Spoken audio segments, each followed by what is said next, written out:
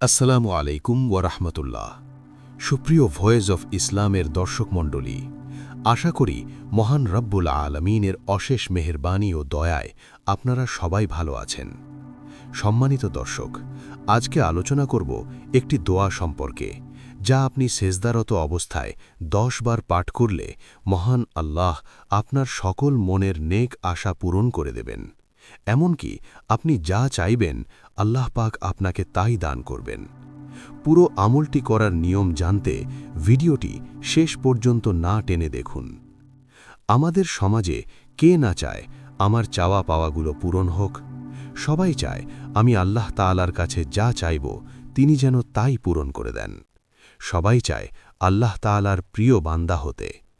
এজন্য সমাজের সকল মাখলুকাতের আশা আকাঙ্ক্ষাগুলো আল্লাহ তাআলা পূরণ করে থাকেন।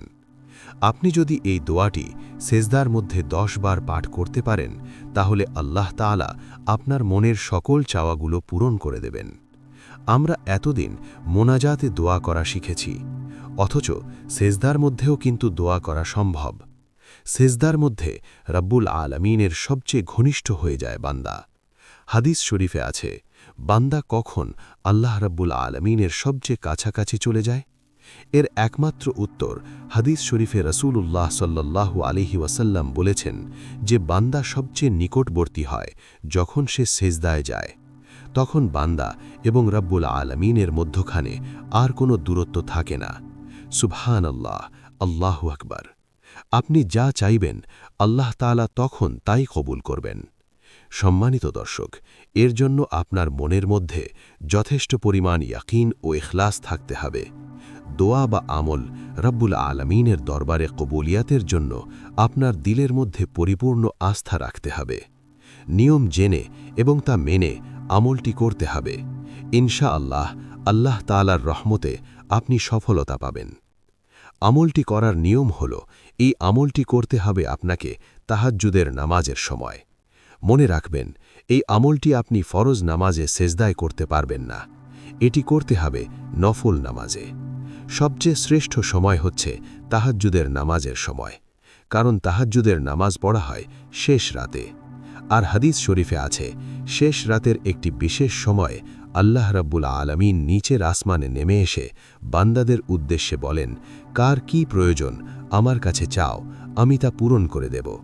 কে অভাবগ্রস্ত আমার কাছে চাও, আমি অভাব মিটিয়ে দেব।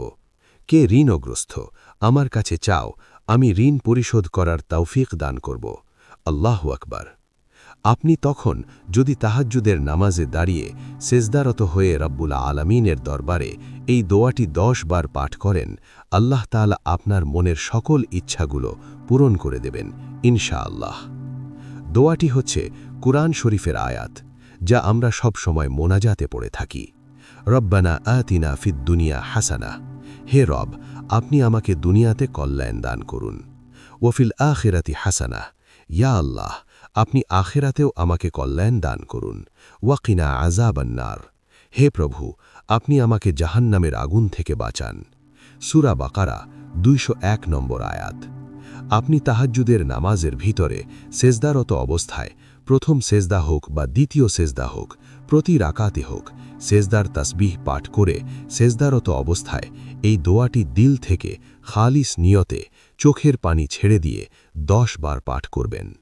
10 বার পাঠ করে আপনি নামাজ শেষ করে কয়েকবার আস্তাগফিরুল্লাহ, কয়েকবার দুরুদ শরীফ পড়ে তারপর আল্লাহর কাছে হাত তুলুন, দোয়া করবেন। ইনশাআল্লাহ, ইনশাআল্লাহ আপনি যা চাইবেন আল্লাহ পাক রব্বুল আলামিন আপনাকে তাই দান করবেন।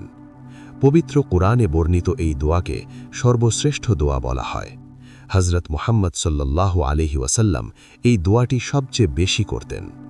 সুপ্রিয় দর্শক, দুনিয়াতে আল্লাহ তাআলার যত গাউস কুতুব রয়েছেন এবং আল্লাহ তাআলার নিকটতম বান্দা রয়েছেন, একমাত্র তাহাজ্জুদের নামাজ আদায়ের ফলে অতি তাড়াতাড়ি আল্লাহ তাআলার নিকটবর্তী পৌঁছানো সম্ভব হয়েছে। এই জন্য বেশি বেশি তাহাজ্জুদের নামাজ পড়বেন এবং নামাজের সেজদার মধ্যে এই কুরআনের আয়াতটি 10 বার পাঠ করার চেষ্টা করবেন ইনশাআল্লাহ। আপনি যদি তাহাজ্জুদের নামাজ আদায় করতে না পারেন, তাহলে যে কোনো সময় 2 রাকাত নফল নামাজ আদায় করবেন এবং সেজদারত অবস্থায় এই দোয়াটি পাঠ করতে পারেন।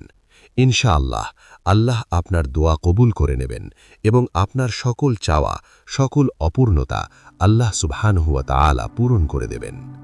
এই আমলটি আপনি কতদিন করবেন? আপনি আল্লাহর কাছে যে আশা আকাঙ্ক্ষার কথা বলছেন, যে দোয়াগুলো করছেন, যতদিন পর্যন্ত না আপনার আশা পূরণ হয় ততদিন আপনি আমলটি করতে থাকবেন। তাহাজ্জুদ পড়তে না পারলে 2 রাকাত নফল নামাজ পড়ে হলেও আমল করতে থাকবেন।